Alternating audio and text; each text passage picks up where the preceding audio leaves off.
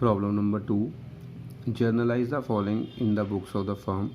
Realization expenses met by firm 800. अगर realisation expenses firm met करती है तो जो जर्नल एंट्री होंगी है realisation account debit to bank account being realisation expenses met by firm.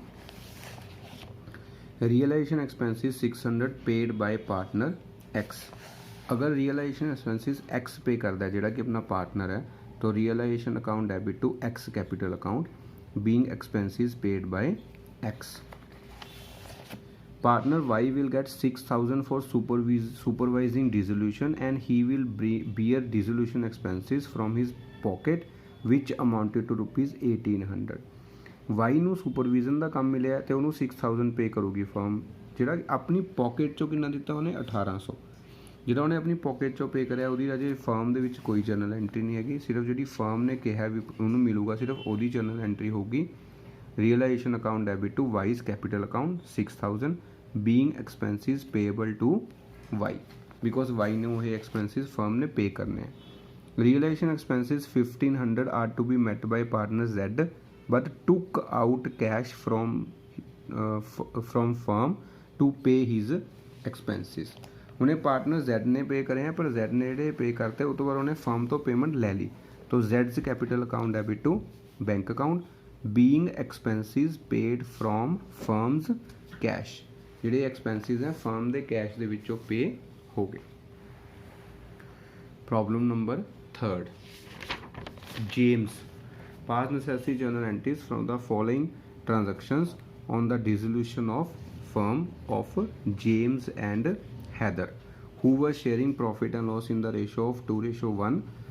Various assets other than cash and outside liabilities have been transferred to realization account. ये मान के कि assets और liabilities already transfer हो चुकी हैं realization account they which.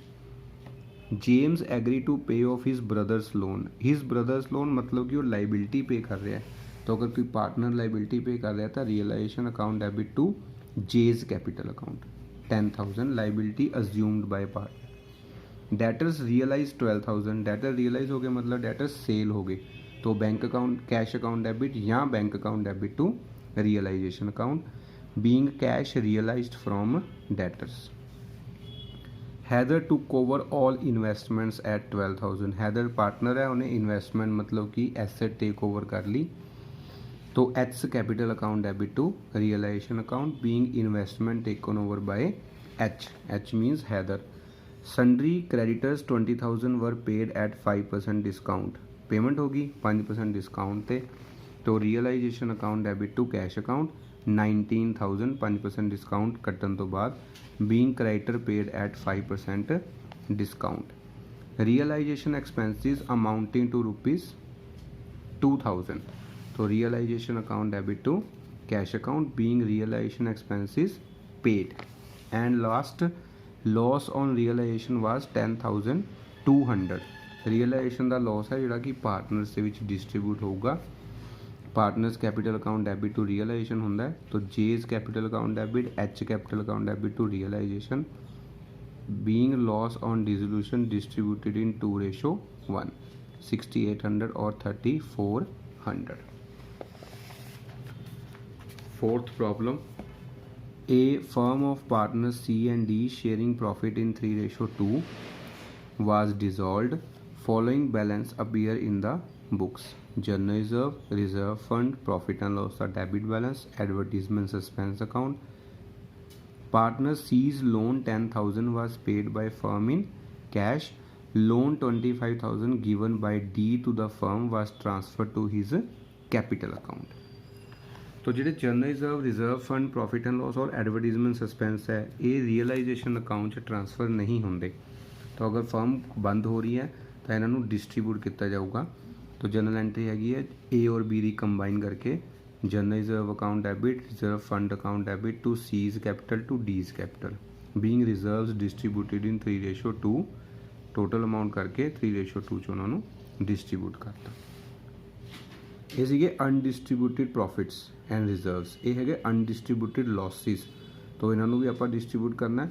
Profit and loss का debit balance है. एडवरटीजमेंट सस्पेंस का भी डेबिट बैलेंस होंगे. तो C's capital account debit D's capital account debit to profit and loss account to advertisement suspense account amounts लिख के उन्होंने भी ਆਪਾਂ ਨੇ 3:2 ਚ डिस्ट्रीब्यूट करता।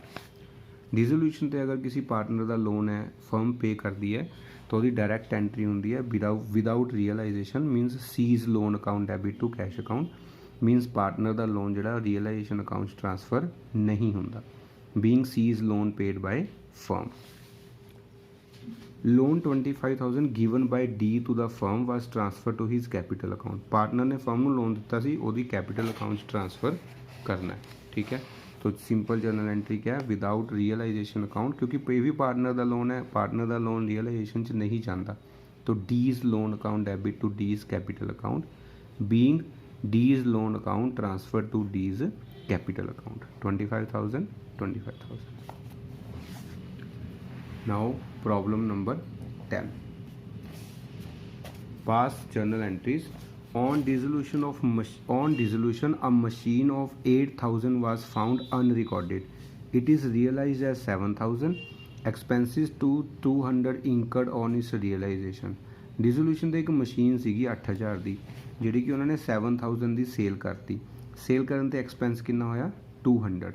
ਜਨਰਲ ਐਂਟਰੀ ਹੋ ਗਈ ਜੀ cash account debit to realisation, ठीक है। Cash account debit to realisation because asset sale होगी, कैश की जगह तो बैंक भी कर सकते हैं आप। Being unrecorded machine realised means sold, amount आऊगी 6,800। कैसे जी मशीन सी वो वैल्यू सी जी मशीन सेल हुई है वो किन्ने दी हुई है 7,000 की, 200 वो एक्सपेंस लैस करके जो नैट अमाउंट होया 6,800 उसकी अपने जर्नल एंट्री पास करी है। Investment in share were return of 3 years ago, एक शेयर्स की इन्वेस्टमेंट सी 3 साल पहला आप राइट ऑफ करी हुई सी। It was found to be worth 5,000 on dissolution, यदी वैल्यू कितनी आई डिसोल्यूशन से 5,000। Partner X took over the shares, मतलब इन्वेस्टमेंट पार्टनर ने टेक ओवर कर ली, तो मतलब फिक्स एसेट टेक ओवर कर ली, तो X capital account debit to realisation account 5,000 being investment taken over by X, partner take over करके ले गया। Unrecorded asset 3,000 was given to a creditor of 4,000 whose claim was omitted from the books. एक unrecorded asset 3,000 की जी कि अपने creditor को पे करती, 4,000 के क्रेडिटर है, हुण 4,000 के क्रेडिटर हैं, 3,000 की एसेट उन्होंने आप पे करती। बैलेंस कितना होया 1,000 to creditor was settled in cash. ऐसी ट्रांजैक्शन जी एसेट और लाइबिलिटी आपस सैट ऑफ होगी उसकी आप कोई जर्नल एंट्री नहीं करते, ठीक है। उधर एसेट तो लाइबिलिटी सैट ऑफ होगी, जी बाकी बची सिर्फ वो एंट्री करते हैं, that is realisation account debit to cash account, net amount the 1,000 being cash paid to creditor in settlement, ठीक है। कैसे क्रेडिटर जोड़े सी वो 4,000 के एसेट जी सैट ऑफ करती और 3,000 की करती, जोड़ा बैलेंस बचा वो कितना 1,000, तो उसी 1,000 की एंट्री आप करिए realisation to cash account. Last as per court order a liability of 12,000 is paid to the employees as compensation. Liability है और क्या करती पे करती इंप्लॉइज को 12,000 की कंपनसेशन। कुछ भी रियलाइजेशन दे विच पे होगा dissolution so the single entry है रियलाइजेशन टू कैश और बैंक, तो realisation account debit to cash account और bank account being liability of court paid, ठीक है जी। तो ये कुछ प्रॉब्लम्स सीगियां जिहदे च आपां रियलाइजेशन एंट्रीज पास कीतियां।